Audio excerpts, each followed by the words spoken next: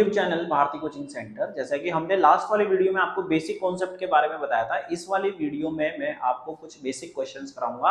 अगर आपने वो वीडियो नहीं देखी है तो लिंक जो है डिस्क्रिप्शन में लगा हुआ है, आप वहां से जाके भी उस वीडियो को देख सकते हैं। बेसिक कॉन्सेप्ट वाली ट्रिग्नोमेट्रिक रेशोस की, यानी उसके जो बेसिक फॉर्मूले है वो उस वीडियो में सारे के सारे बता रखे हैं। अगर आपने वो नहीं देखी है तो बच्चों ये चैप्टर आपको समझ में बिल्कुल भी नहीं आएगा।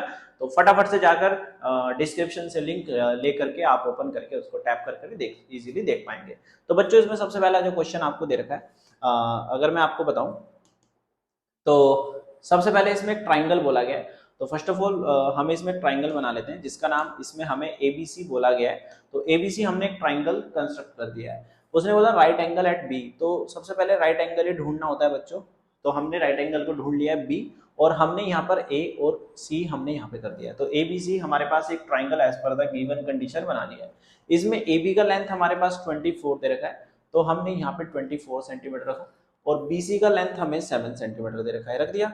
अब बच्चों अभी आपको पता है कि पाइथागोरस थ्योरम तो हम इसमें लगा ही लेंगे। तो 24 का स्क्वायर आप इसमें लगाएंगे, 24 का square using the hypotenuse theorem, और 7 का स्क्वायर।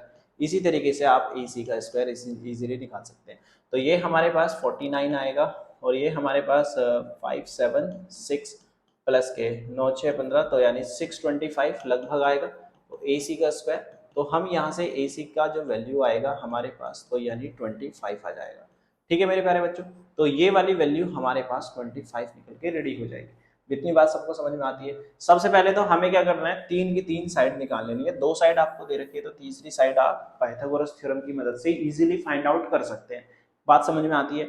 अब हमें क्या बोला गया है, साइन ए बोला गया है। इसमें जो ये वैल्यूज लिखी रहती है ना बच्चों, ए, तो ये काफी इंपॉर्टेंट है, इनको ही समझना है। जैसे यहाँ पे सी लिखा, यहाँ पे सी लिखा, ऊपर दोनों में ए है और नीचे दोनों में सी है। यही इस क्वेश्चन का बेसिक बताया था मैंने आपको बेसिक वीडियो में भी। तो ए पर एंगल आपसे पूछ रहा है, यानी दिस इज द थीटा। यहाँ पर ये वाले एंगल की बात वो करना चाह रहा है क्वेश्चन। अब थीटा के सामने वाला क्या होता है, परपेंडिकुलर, मैंने आपको लास्ट वीडियो में बताया था। तो हम क्या करते हैं, सबसे पहले फर्स्ट वाला पार्ट करते हैं। तो इसमें आपसे बोला गया है क्या, साइन ए। अब साइन ए पता है आपको क्या होता है, पर साइन थीटा का फॉर्मूला तो आपको पता ही है, परपेंडिकुलर अपॉन में हाइपोटेनियस होता है। पर परपेंडिकुलर वैसे तो होता है एक्चुअल में ये, पर थीटा यहाँ पे लगने की बजाय परपेंडिकुलर ये बन जाएगा हमारे पास। तो दिस इज बीसी, तो परपेंडिकुलर अपॉन में हाइपोटेनियस साइन ए की रेस्पेक्ट में, तो परपेंडिकुलर 7 है और हाइपोटेनियस 25 हमारे पास आ जाएगा। तो यानी साइन ए का वैल्यू हमने निकाल लिया है, यही इसमें करना था। ऐसे ही बच्चों हमारे पास क्या होता है, कोस, कोस ए, ठीक है।